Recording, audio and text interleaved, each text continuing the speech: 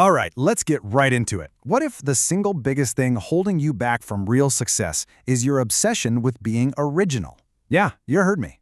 We're always told that big breakthroughs come from some flash of genius, some brand new idea. But what if the smartest, fastest path is actually to become a master cloner? Get ready, because today we are breaking down a seriously powerful and, frankly, counterintuitive playbook, the cloning mental model. And this image right here, it lays out the choice perfectly. Over on the left, you've got the originality myth. Look at it. It's a tangled, chaotic mess of wasted time and energy. But on the right, you have intelligent imitation, a clean, straight line, a direct path built for speed and momentum. One is basically wandering around in the dark, hoping to get lucky. The other is a proven map to get you exactly where you want to go. So, what is this thing? What is this disciplined alternative to the chaos of trying to be original all the time? Let's pin down a clear definition. Now, the key words here are proven and systematically. This is not about lazy copying or plagiarism, not at all. You can see with the gears here, it's a machine, a disciplined framework for finding what already works at the highest level. It's about leveraging the tough, expensive lessons that other people, the best in the world, have already paid for, so you don't have to. This slide just nails the two different mindsets. On the left, you've got the innovator. Their goal is really driven by ego and the need to be seen as original, and that leads to endless, painful trial and error. But look at the right, the shameless cloner. Their goal is totally different. It's pure utility. It's about getting the job done. They aren't trying to invent a new wheel. They're using a proven one to build a much faster car. Their entire focus is on value, not originality. Okay, so we get what it is. But how do we actually fire up this engine? How does it really work in practice? Let's break down the repeatable process. Step one is absolutely crucial. You can't just copy the storefront, the shiny thing you see on the surface. You have to go deeper. You have to reverse engineer the hidden circuitry underneath. You got to find the why. What were the thought processes? What were the incentives that made it successful in the first place? Think about Sam Walton. He didn't just copy the look of other discount stores, he went deep and cloned their core operational thinking. That was the real secret. So, once you've figured out the why, it's time to execute. And this is where you have to be ruthless. You have to, as this slide says, discard your ego. Just get it out of the way. If a model is proven to work, your job is to replicate it with shameless, focused discipline. You see, success isn't about having the most original idea. It's about having the best execution of a proven one, period.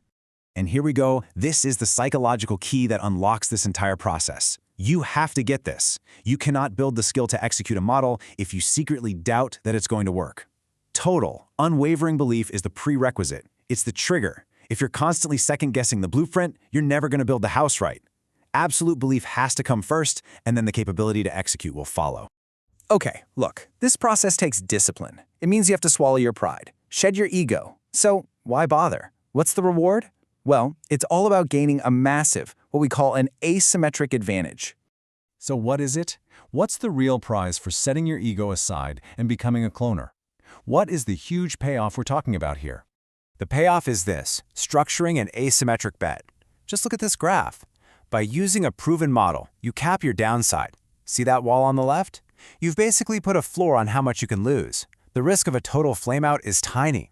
But your upside potential, that long tail stretching out to the right, is virtually unlimited.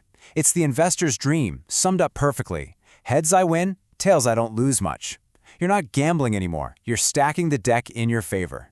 And this whole model, it completely redefines what we think of as speed.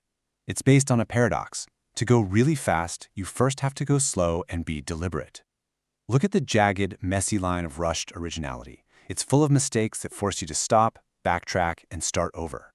But the disciplined cloner follows that smooth exponential curve. That steady, systematic progress, that is the true mathematical path to incredible speed. All right, this all sounds great in theory, right? But when do you actually pull this tool out of your toolbox? Let's make this super actionable. So when do you deploy the cloner mindset? Here are 3 perfect triggers. First, starting something new, especially with limited cash. You need a validated path to success, not a wild gamble. Second, when you're facing stagnation. If your old, original methods have stopped working, cloning is your fastest shortcut back to growth. And third, when you're making high-stakes decisions. When failure is simply not an option, You use a proven model to de-risk the entire game. And finally, here's a critical piece of the playbook: your environment. You have to become a relentless curator of your circle.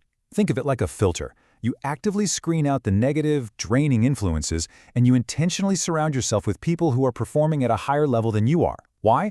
It's simple. Proximity is power. If you want to clone successful habits, you need to be observing them up close, all the time. And that brings us to the ultimate takeaway here. Don't reinvent the wheel. Just build a better carriage. Success isn't about being the most creative person in the room. It's about being the most disciplined executor of what has already proven to work. It's about stripping away your ego so you can build something of real, lasting value. So the final question isn't really about your creativity.